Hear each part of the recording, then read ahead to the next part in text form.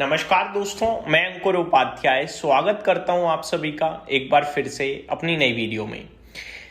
दोस्तों, कल से लेकर फ्राइडे तक भारतीय बाजार में एक्शन तो पूरा होगा, लेकिन कहां कहां होगा एक एक करके मैं आप सभी के साथ इवेंट्स, लेवल्स और डेटा शेयर करना चाहूंगा। शुरू करते हैं बिना किसी देरी के। सबसे पहले अगर मैं डेटा की बात करूं तो FIDIs का डेटा फ्राइडे का और बीते कुछ दिनों का डिस्कस करना चाहूंगा, जो कि नेगेटिव है। अगर फ्राइडे की बात करें तो कैश मार्केट में FIIs ने 10,716 करोड़ की बिकवाली करी, जो कि बीते कुछ दिनों में सबसे बड़ी बिकवाली है। 12 मार्च को FIIs यानी थर्सडे को 7,049 करोड़ की बिकवाली। 11 मार्च यानी बुधवार को FIIs ने 6,270 करोड़ के करीब की बिकवाली करी।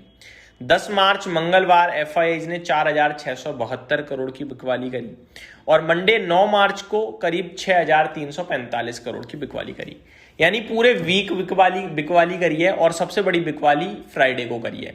DIIs लगातार खरीद रहे थे, पूरे वीक खरीदारी करी है और सबसे बड़ी खरीदारी DIIs ने कल के सेशन में करी है, यानी फ्राइडे को 9,977 करोड़ की बाइंग DIIs ने करी है।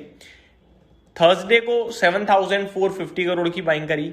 वेंसडे को 4,965 करोड़ की बाइंग करी। ट्यूसडे 10 मार्च 6,333 करोड़ की बाइंग और मंडे 9 मार्च को 9,013 करोड़ की बाइंग करी। तो दबा के FIIs बेच रहे हैं और दबा के DIIs खरीद रहे हैं, ये डेटा हमें क्लियर कट दिख रहा है। अब बिना देरी के एक एक करके आप सभी के साथ डेटा शेयर करना चाहूंगा इवेंट्स का। सबसे पहले US Fed reserve FOMC meeting आपको देखने को मिलेगी बुधवार को। ठीक है जी, यहाँ पे 2 दिनों के बाद जो आउटकम आएगा उसके चांसेस ऑलमोस्ट निल दिख रहे हैं रेट कट के। जो डेटा है वो भी मैं आप सभी के साथ शेयर करना चाहूंगा दोस्तों, एक एक करके। सबसे पहले 0% चांसेस तो नहीं है, लेकिन ऑलमोस्ट 0% चांसेस हैं कि रेट कट आए आपके लिए। मीटिंग 17-18 मार्च को है, 18 मार्च को आउटकम आ जाएगा। Almost 0 chance of a cut in this meeting. 97% probability है नो रेट चेंज और 2 से 3% प्रोबेबिलिटी है कि रेट चेंज हो जाए, यानी कि नहीं होने वाला है। क्यों नहीं होने वाला है? Inflation still slightly elevated, in fact high भी हो गया है अब तो। Oil prices rising due to Middle East conflict. Fed wants more data before cutting again. Chances की बात करी जाए तो जून 2026 में जो मीटिंग है उसमें 50% चांस है। सितंबर 2026 में जो मीटिंग है उसमें चांसेस थोड़े ज्यादा हैं कि रेट कट आ सकता है। वहीं लेट 2026 में बात करी जाए तो टोटल 1 से 2 रेट कट की संभावनाएं आप देख सकते हो। फेड कोशिश अभी भी वहीं रखेगा अपने 3.75 से लेकर 3.5% पे ब्याज दरें। तो ये आपके लिए हो गया फेड का आउटकम, जो भी होगा मैंने आपके साथ डिस्कस किया, जो उम्मीदें लगाई जा रही हैं।